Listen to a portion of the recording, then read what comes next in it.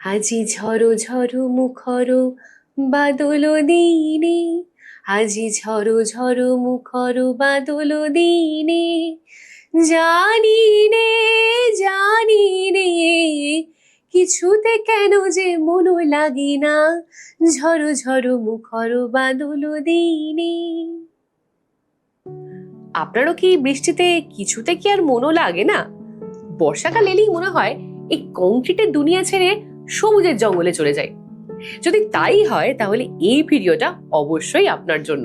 আমাদের রাজ্যের ভিতরেই এমন কিছু জায়গা আছে যেগুলো হয়তো খুব বেশি জনপ্রিয় নয়, কিন্তু বর্ষার সময় এই জায়গাগুলির সৌন্দর্য একেবারে অন্য মাত্রায় পৌঁছে যায়।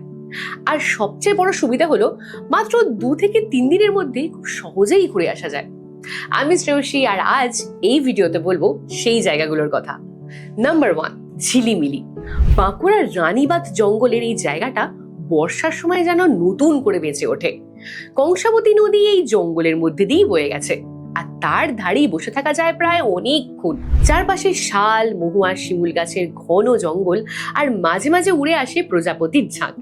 পুরো পরিবেশটাই একটা অসম্ভব শান্ত আর জীবন্ত। 12 মাইলের জঙ্গল নামে পরিচিত এই বনাঞ্চলে ছোট ছোট ভিউ পয়েন্টও আছে, যেখান থেকে পুরো সবুজ প্রান্তরটা 2 চোখ ভরে দেখা যায়। নাম্বার 2, গাদিয়ারা। এই জায়গাটা আপনি চেনেন, কিন্তু বর্ষার সময় কখনো গেছেন? হাওড়া জেলার এই ছোট্ট জায়গাটা, যেখানে রূপনারায়ণ, দামোদর আর হুগলি নদী একসাথে এসে মিশেছে। বর্ষার সময় এই জায়গাটা দুর্দান্ত পরিবেশ নেয়। নদীর জল ফুলে ফেপে ওঠে, আর হাওয়ায় একটা ভিজে সোদা গন্ধ, আর দূরে ভেসে যাওয়া একের পর এক নৌকা, সব মিলে একটা দুর্দান্ত পরিবেশ নেয়। এখানে বসে শুধু নদীর দিকে তাকিয়ে কেটে যায় ঘন্টার পর ঘন্টা। কোনো তাড়াহুড়ো নেই, কোনো ভিড় নেই, কোনো কোলাহল নেই। শান্ত স্নিগ্ধ দুটো বর্ষার দিন আপনি কখনো ভুলবেন না। নাম্বার 3, বারান্তি। মুকুটমণিপুরের কাছে এটা একটা অসাধারণ কিন্তু এখনো তুলনামূলকভাবে কম পরিচিত জায়গা। এখানে জল আর সবুজের সাথে পাবেন পাহাড়।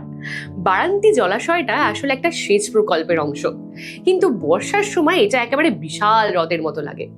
চারপাশে ছোট ছোট পাহাড় আর জঙ্গল থাকায় পুরো পরিবেশটা শিল্পীর হাতে আঁকা ছবির মতো দেখতে লাগে। গিয়ে একবার এই বর্ষায় দেখতেই পারেন, ফিরে এসে জানাবেন কিন্তু কেমন লাগলো। নাম্বার 4, গড়পঞ্চকোট। নামটা কি আগে শুনেছেন? যদি আপনি একটু ইতিহাসের ছোঁয়া মিশে থাকা কোন একটা জায়গা পছন্দ করেন, তাহলে গড়পঞ্চকোট অবশ্যই যেতে পারেন। পুরুলিয়ার এই অঞ্চলে পাঞ্চেত পাহাড়ের পাদদেশে একটা প্রাচীন দুর্গের ধ্বংসাবশেষ রয়েছে। বর্ষার সময় এই ধ্বংসাবশেষগুলো সবুজে ঢেকে যায়, আর চারপাশে হালকা কুয়াশা যেন পুরো জায়গাটাকে রহস্যময় করে তোলে। এই অনুভূতিগুলো মুখে বলে বোঝানো সম্ভব নয়। যদি একবার বর্ষায় গিয়ে এখানে পড়তে পারেন, বিশ্বাস করুন 2 দিনে মন ভরবে না। নাম্বার 5, ফ্রেজারগঞ্জ।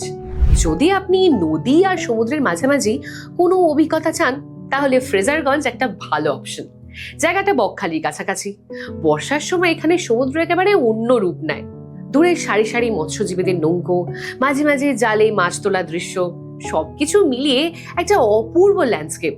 কাছেই রয়েছে একটা লাইট হাউস, আর মাছ ধরার ঘাট তো আছেই, যেখানে গেলে স্থানীয়দের জীবনের ছন্দও চোখে পড়ে। বর্ষার সময় জায়গাটা অনেক বেশি খোলামেলা আর শান্ত লাগে। যারা একটু নিঃশব্দে আর নিজের মতো করে সময় কাটাতে চান, তাদের জন্য এই জায়গাটা পারফেক্ট। এই ছিল কাছাকাছির মধ্যে 5টা সেরা গন্তব্য। বর্ষার সময় ভ্রমণ মানে শুধু নতুন কোনো নির্দিষ্ট জায়গা দেখা নয়, বরং প্রকৃতিকে তার স্বাভাবিক আর অনিয়ন্ত্রিত রূপে অনুভব করা, কারণ তার মধ্যেই লুকিয়ে থাকে সবচেয়ে সুন্দর অভিজ্ঞতাগুলো। এবার যদি ভাবেন কিভাবে যাবেন, কোথায় থাকবেন, কি খাবেন, তাহলে এই নাম্বারে একবার ফোন করে বলতে পারেন ট্রাভেলজিয়াকে। সব ব্যবস্থা করে দেবে ট্রাভেলজিয়া, আর বাকিটা উপভোগ করবেন আপনি।